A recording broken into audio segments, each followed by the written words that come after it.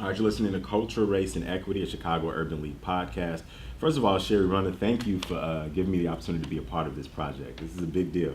This is a big deal. We're happy to have you here. I appreciate it. What is the mission of the Chicago Urban League?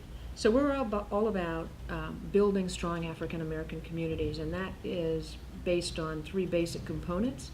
That is education, the foundation for everybody's future, economic empowerment, which includes entrepreneurship, workforce, home ownership, all of those things that create strong communities, and social justice. And we know that without equality, without the ability to compete fairly, none of those things will matter. So it's very important for us to work on all three of those roles.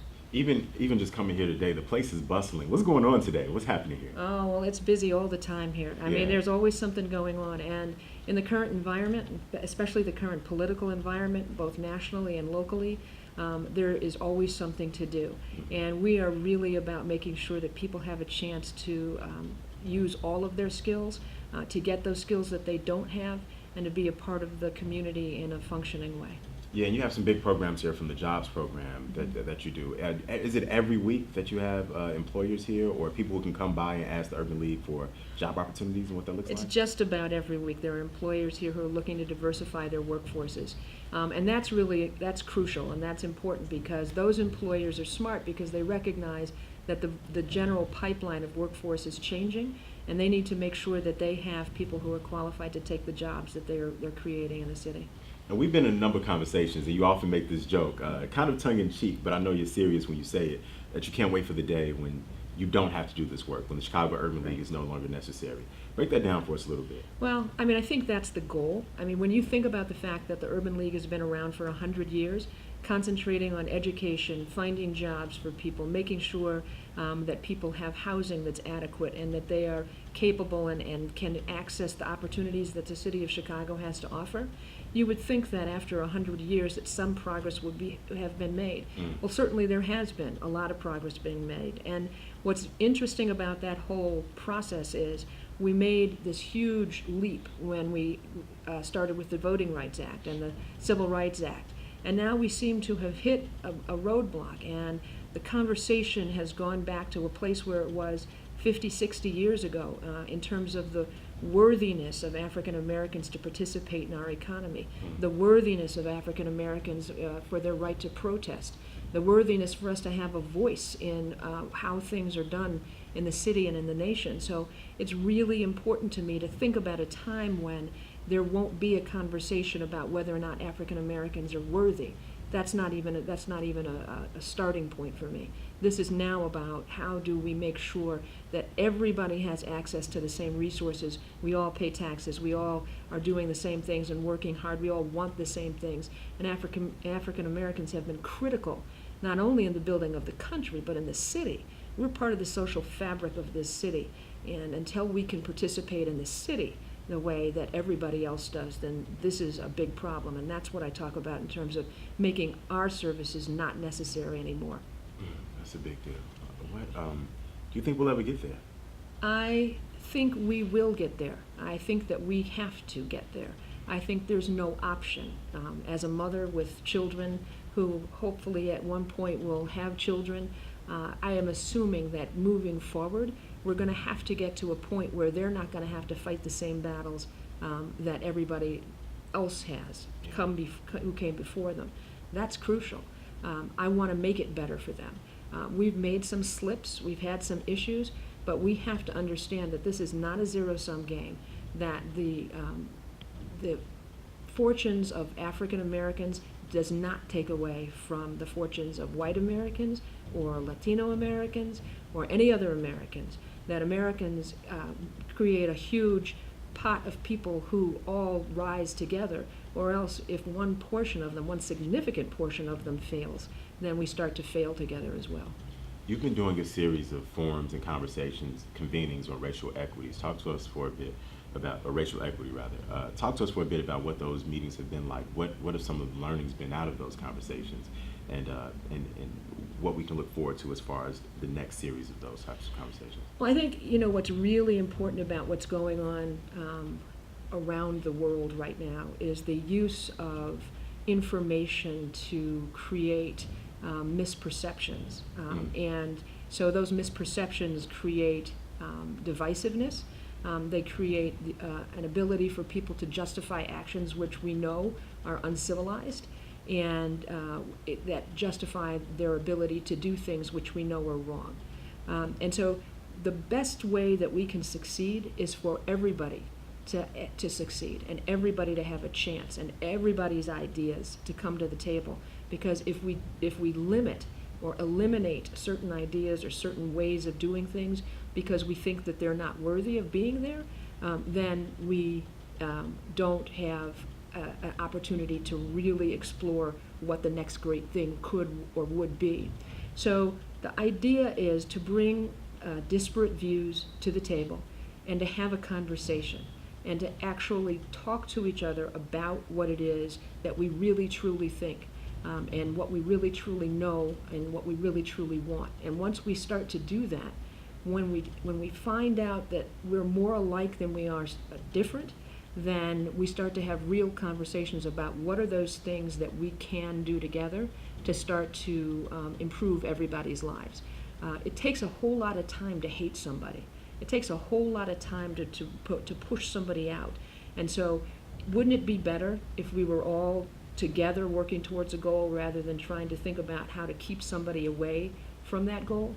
I think that's the real purpose of these conversations. And so for these convenings, you purposely grab people who might be worlds apart on certain issues, Right. have them sit down at the table. Mhm. And what are some of the biggest things that you find? Do you find, I mean, has your theory been correct that when you see, someone from the GOP talking to someone from the African American community who's an activist, have you seen them agree more than you expected them to? No, I think they start out with very predictable responses and very predictable arguments. And the fact of the matter is that once we start to talk to each other, there are similarities, but we also recognize the wide gap in what our thoughts and our ideas are. Right. And we know where we have to start working. And that, I don't think, what's most important about that is that nobody is opposed to working on it. Right. But what they need to know is what they don't know, and what they don't understand about each other, and why they have come to these conclusions about people. Why is that important? So for me, I think that's the starting point. But if you don't have that conversation, these differences, these stereotypes, these kinds of things that people get away with saying and doing become entrenched. And we need to break that up so that people can understand that that is not the reality of the world. And as we have to work together, we can understand how much we all want the same things for our families and for our society. Yeah, you made a good point about misinformation too, because I even remember when, we've been in several conversations with people from all ends of the spectrum as far as where their thoughts are. We had researchers from here at the Chicago Urban League explaining to someone about the gap in access to transportation, for example, where, he was talking about, innovations and jobs coming to certain communities. And we were saying how African Americans can't even get to those communities. And I never thought about that.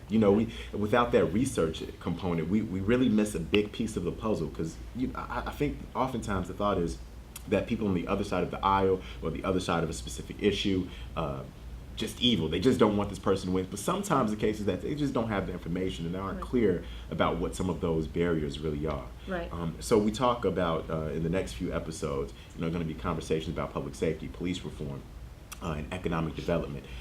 Talk about some of the barriers to for African Americans in terms of economic development and access to resources as it relates to job opportunities, as it relates to entrepreneurship, et cetera. Well, I think that's a really deep question, because there's so many facets to it, and there's so many things that we have to think about. Transportation is just one. Think about the fact that if you had to commute an hour and a half, 2 hours both ways to and from a job, not saying that people don't do it all of the time.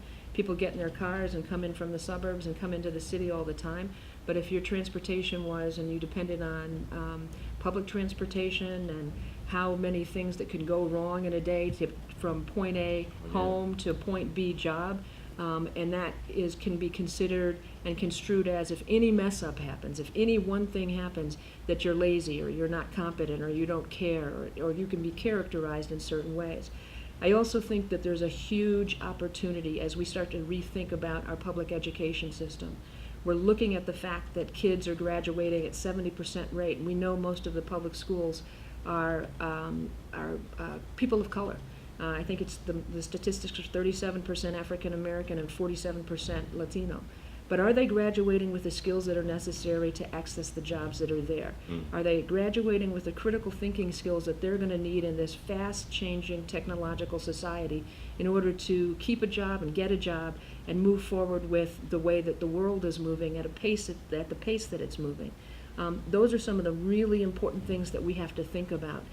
We also have to think about, how do you build businesses when banks aren't lending in areas where there are African American communities? We also have to think about, how do you build equity in a home when you're the victim of a predatory or substandard loan? How do we start to get that investment back in our communities in ways that are impactful and that make sense and that allow people to live in their communities safely and in a way where they want to, and that's the most important thing. They want to be there. You know, we've seen social justice movements gain a lot of traction by focusing on singular issues, right? You know, whether it be same-sex marriage for the LGBTQ community, or immigration for communities who migrate here to the U.S. Do you think African Americans could benefit by focusing on a singular issue, and if so, what would that issue be? And my inkling is that you'll say no, because the problems are so complex and deeply seated. Well, I mean, there is no one issue, but if Yeah. I had to boil it down to one thing, and I think this is being identified right now by this whole conversation around the NFL, is what is the ownership of Americans, African Americans, the ownership in America by African Americans, in terms of their ability to celebrate America's ideals and their participation in it. And a lot of that boils down to, and one of the reasons we're doing these conversations about race and equity is race, racial stereotypes. How do we participate in society? What have we been able to gain as a result of being American citizens, like our counterparts who are white or other ethnicities? And so it boils down to a very important question and a conversation that can't be had when you're throwing divisive words and ideas out there that don't have any merit, and they're not talking about the things that we really need to do. Because one thing that we do know, that America was built by slaves. And so and African Americans are slaves, primarily. They were the slaves. And so there is some point of view that we must come to that says, you know, this is an important part of our culture. Nobody has to feel guilty about it to the point that they cannot rectify the situation. And that's the conversation that we have to have. And we know that there is no other race or ethnicity that deals with their racial identity as much as African Americans do. They do it, they have to do it, they can't escape it, and that is where we need to be. And those are the conversations we'll be having on culture, race, and equity. A Seat at the Table, Chicago Urban League podcast, partnership with Shari Runner, hosted by myself. First of all, thank you so much for having the foresight to see that we, you know, in this multimedia age, that we receive information in so many different ways. And by you disseminating this through podcasts for people who can't make it out to the Urban League for the events we have, is so crucial to our generation and the ones coming behind me. So thank you so much. I'm excited. Can't wait to hear the next few episodes. I'm excited too, and thank you, Dometi, as always. Thank you. All right.